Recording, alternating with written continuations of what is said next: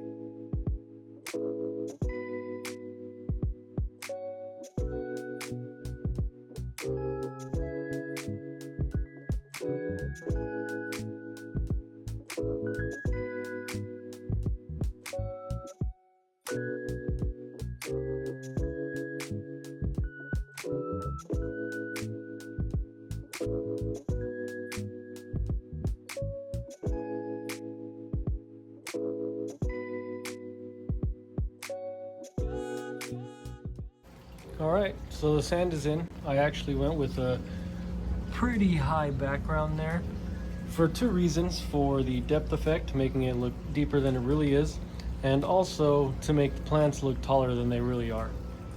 Now, I did get some tall plants, but this is a tall tank, so I do want the plants towering over the tank. Obviously not over the tank, but up high in the water column. So next step, we're just going to get the hardscape in there, and I'll get all the small plants up in the foreground area put in, but we won't put the stem plants in until after all the hardscape is in and I have it filled with water. Let's get to it.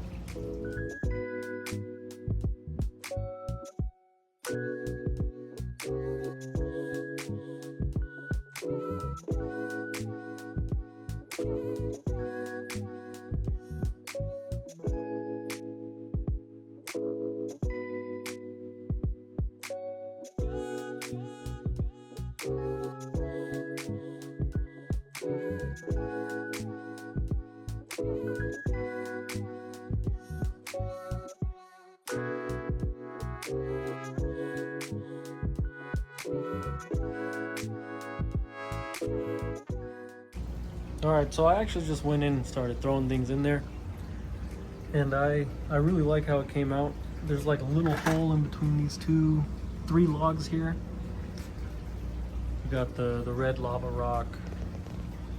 A lot of places to plant. And I added the detail stone. I know it's not really matching, but I always like detail stone in all my tanks. But I left a lot of open sand here, there in the background. The background mostly for the plants, but all these little areas, I do plan on getting cories for this tank, so I need some room for them to sift through. But yeah, let's get the foreground plants in and see how we're looking. So to start off with the planting, I will be taking them from this tank. That was the plan all along. I had got these plants about a month ago, and obviously this tank wasn't set up yet, so put them in here for the meantime. And most of them, not all of them, but most of them will be going over there. First off, we're going to get started with all the epiphytes, like all the anubias and ferns I have in there. And then we'll be filling the tank up and then adding all the planted plants. So I'm going to start taking out all the epiphytes. I'm going to lay them out here and start seeing where I want to put them in the tank.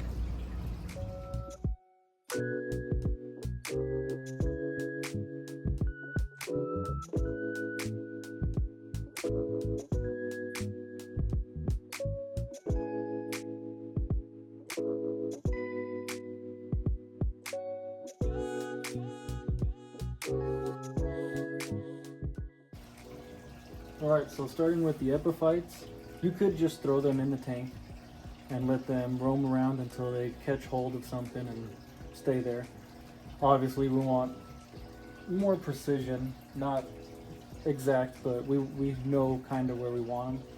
So I'll be holding them down with this super glue gel. It's perfectly safe for fish as long as it's cyanoacrylate free. I think it's one of the easiest methods to use. You just place some glue somewhere, wherever you want to place the plant, and you put the plant on it, hold it there for a few seconds, and it'll just stay there and be fine. So we're going to go ahead and get started.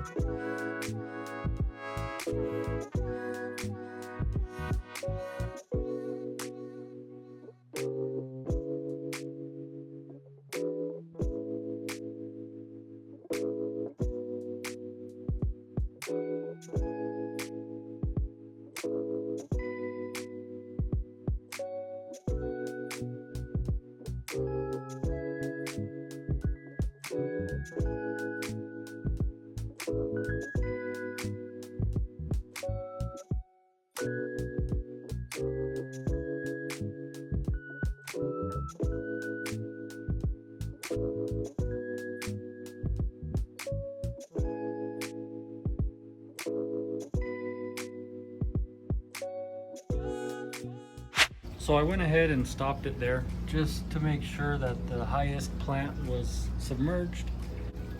Also, I didn't go too high because I also want to add the foreground plants here, which I have here. They're just covered in this rock wool that I have to break apart like I did here for these two plants.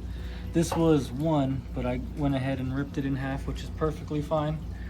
But I gotta go ahead and get the rest of these taken out of the rock wool and planted. Alright, so I went ahead and tore all the rock wool off of all these plants, which I didn't mention, but I should, that you should definitely try to take off as much as you can because the rock wool is very nutrient dense. Obviously you're not going to get it all off, but you're going to try to take off as much as you can. Here I have some cryptocorn undulata. Sure about that? And here I have some cryptocorn bronze went, and here I have just some dwarf hairgrass.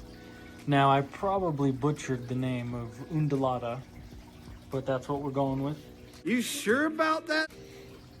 So we're gonna get these put in the foreground. I know it's a little misty there. It was actually one of my worst jobs of filling up the tank. All the sand came forward up here. Usually I'm real good with filling up tanks, but today wasn't my day. But it's all right. We'll just get that sand pushed back there and we'll start working on the foreground plants. All right, so I actually did already add 2 of the dwarf hairgrass, one there and one over there. Silly me, I forgot to hit record. But we only added those 2. We still got plenty more to go, so.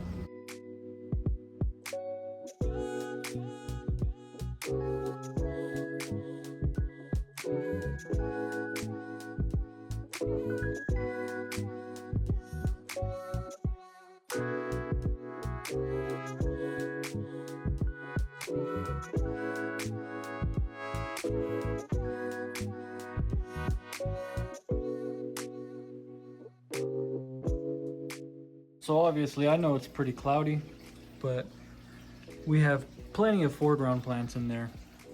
I actually didn't add the second half of bronze Wendt I have, which is fine. I don't need to add every plant I have. But now that we have the foreground plants in there, we're gonna go ahead and start getting the background taller stem plants put in.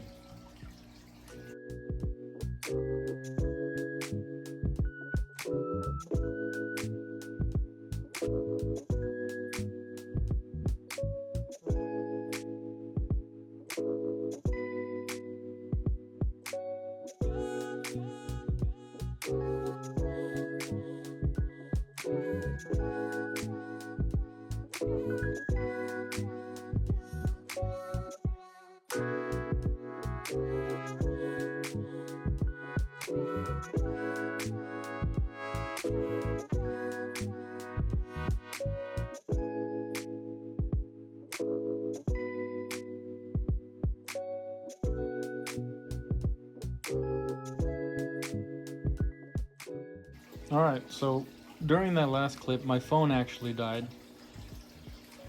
So I decided to not continue and wait till I have everything I need to start recording again. What you saw last was putting the jungle valves in, and after looking at it for some time, I realized I don't want just jungle valve in that area, and I don't have any more. So I'm actually gonna spread those out more so they're in the background basically all the way across. They won't be this dense, but that's fine. I just want them spread across because I will be adding these Amazon swords I have over here. I don't really want Amazon swords on one side and jungle valves on the other. I'd rather have jungle valves all the way across and Amazon swords kind of just like dotted around. So that's what we're gonna do next. You can see I filled the tank up a bit, but I'm gonna do maybe like a 10% water change just to get all the debris of the plants that had fallen off and whatnot. So we're gonna get that done, and while it's about 10% drained, I'm gonna get those jungle valves moved over and the swords put in, and then it'll be ready for fish.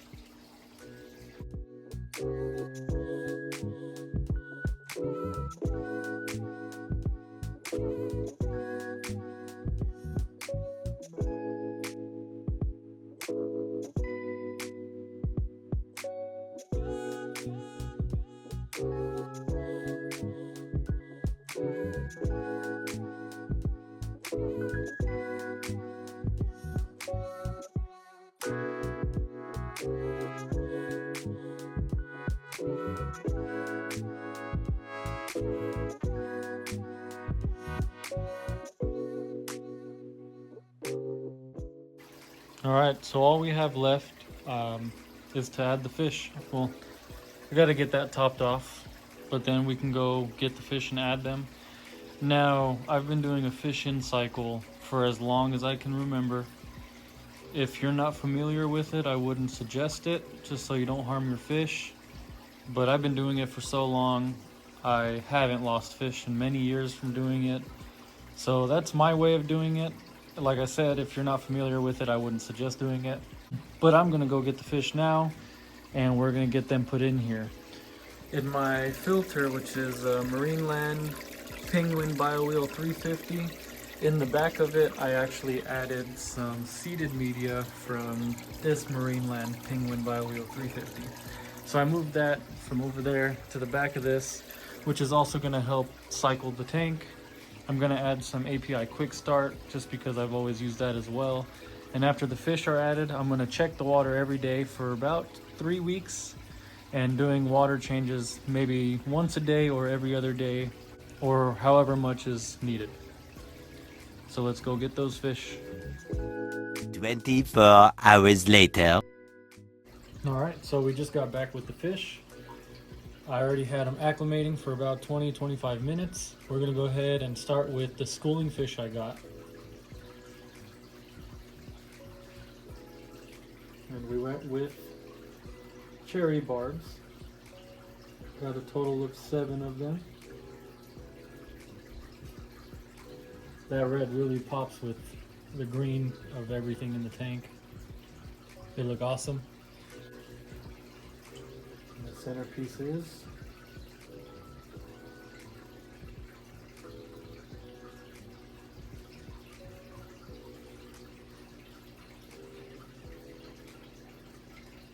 we got 4 angels. Now I know some people might think that's crazy, but I do expect them to pair off, and I'll have to move some of the angels around or into another tank. So I am expecting that, but for now they're actually pretty small. So I still have some time before they do that, and I'll get something arranged for the others that need to be rehomed or moved. Yeah, it's looking great. We'll come back in a few hours or a day or so and see how they're doing. So it has been about 4 hours now. You can see everybody's doing just fine. Obviously they're not going to be too comfortable with me at the moment. It's only been 4 hours, but they're not looking too bad. Cherry barbs are very vibrant, looking wonderful in here with the green in the background. I got 7 of them, but they're just kind of dotted around at the moment. I really like how this tank came out. I will eventually be doing an update on this tank with the plant growth, the fish growth, because they're very small, so they still have time to grow. The evolution of the tank, I'll be having an updated video on that, as well as adding the cories. Now I mentioned I wanted the cories, but I wasn't going to put them in the tank yet until I give the stem plants some time for the roots to catch on, lock in, so they're not too easy to uproot. Cories are notorious for uprooting plants, so I just want to make sure that the roots are locked in before adding the cories. Now I'm going to get this end clip finished and posted. So with that being said, I hope you guys liked the video. Maybe consider subscribing, and I hope you all enjoyed.